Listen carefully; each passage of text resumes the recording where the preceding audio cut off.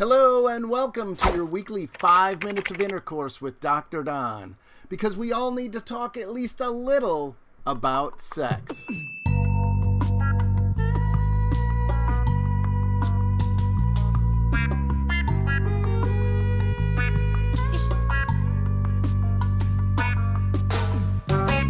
Let's spend this week's 5 minutes of intercourse answering a question. Is sex really everywhere? So what do you think? Is sex everywhere? As a sex researcher, writer, and professor, and for that matter as a man, people say this to me a lot, especially with adding the line, these days. If we're going to determine whether it's possible for sex to be everywhere, then we're first going to have to determine exactly what sex is. May I make a confession?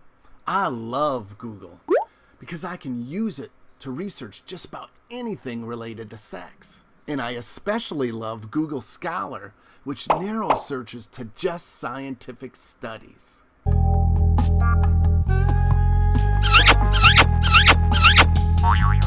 Okay, that's just plain weird. But for this week's intercourse, neither Google nor Google Scholar is going to be of much help to us. Because if you type into Google, what is your definition of sex, you won't find a single direct result. And that's a pretty hard thing to do, considering Google gets over 3 billion searches per day. Sure, this search yields plenty of Webster and Urban type of dictionary definitions of sex, but that's not what we're looking for. We're looking for your definition of sex. So, what is your definition of sex? I really want to know.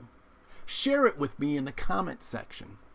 Specifically, finish this sentence. Sex is... Write it down. Film it. Attach it to a carrier pigeon. Do whatever you need to in order to make your definition of sex real, concrete, and outside of your head.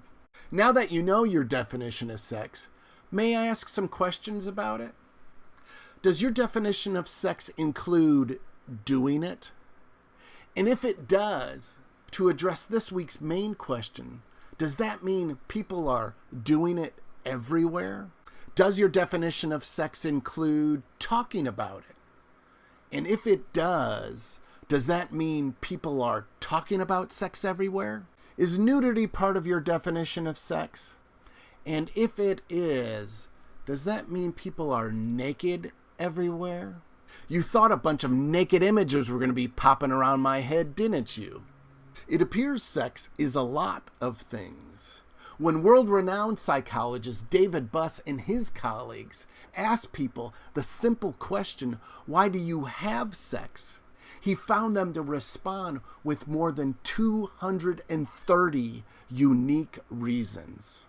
Interestingly, men's and women's reasons for having sex did not significantly differ from one another, with 8 of their top 10 reasons being exactly the same.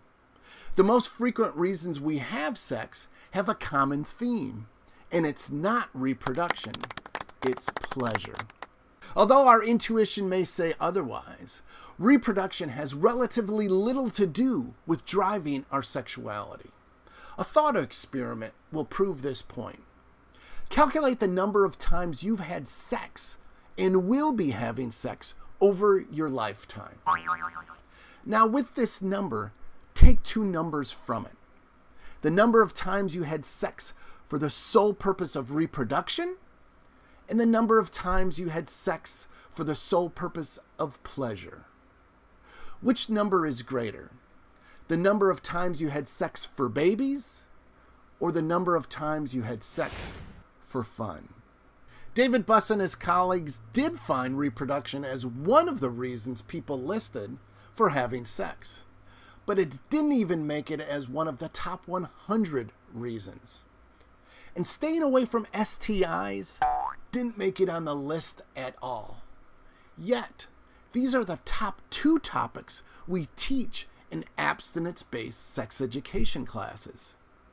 It's no wonder that abstinence-based sex education is often associated with increasing sexually transmitted infection and unwanted pregnancy rates. If you want your children or adolescents or yourself or anyone of any age to make educated decisions about having sex or not having sex, BUS's data make perfectly clear the topics that need to be addressed and the topics that are insignificant. The components of sex are obviously comprehensive, as are the reasons for having it.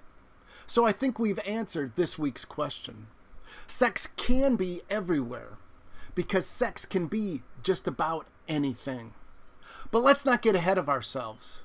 Sex is not everything. Is a blowjob sex?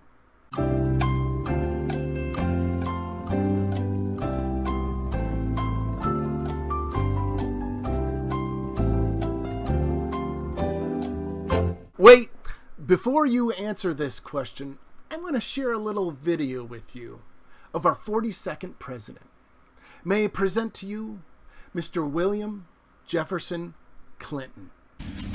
I did not have sexual relations with that woman. Was Mr. Clinton lying? Wait!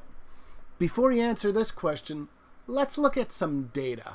When research psychologist Michael Barnett and his colleagues asked college students whether oral intercourse was equal to having sex, less than half of students defined oral intercourse as a sexual behavior, and nearly 1 out of every 4 college students defined oral intercourse as a form of abstinence. In addition to oral intercourse, Barnett and his colleagues asked college students whether 13 other behaviors were sexual, related to virginity, and related to abstinence. For example, 92% of college students defined vaginal intercourse as being a sexual behavior, but only 15% of college students define mutual masturbation as being a sexual behavior. So what do you think? Is a blowjob a sexual behavior, and is Bill a liar? How about we extended Barnett's studies to include behaviors like writing a poem, or for that matter, reading a poem? Are these sexual behaviors? How about viewing pornography, or fantasizing, flirting, dreaming, or being a nudist? Are any of these sexual behaviors? How about watching a video of a guy talking about sex? Is this a sexual behavior? How could we even begin to address these questions if our definitions of sex were narrow and constrictive? So far this week's intercourse, I've had Google, you, the general population, college students, and even Bill Clinton finish the sentence, sex is ...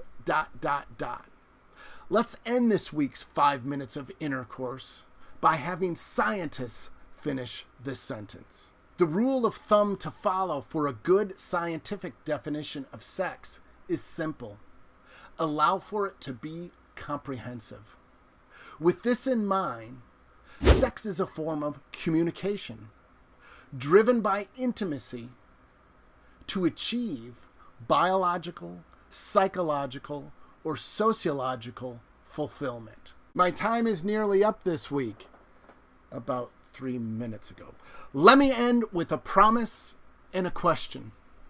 I promise in the coming weeks, we'll begin fully exploring the drives, the goals, and the communication that compose our scientific definition of sex. But before I do that, and much more importantly, let me ask you again, what's your definition of sex? Thanks for watching. If you could rate this video, I'd appreciate it. Like us on Facebook at 5MI Weekly and follow us on Twitter. If you have suggestions about intercourse topics, then leave your ideas in the comment section. Or send those suggestions on Twitter to @5MI_weekly using the hashtag 5MItopics. If I use your ideas for an intercourse, then I promise I'll be sending you a free copy of Being, my book on happiness.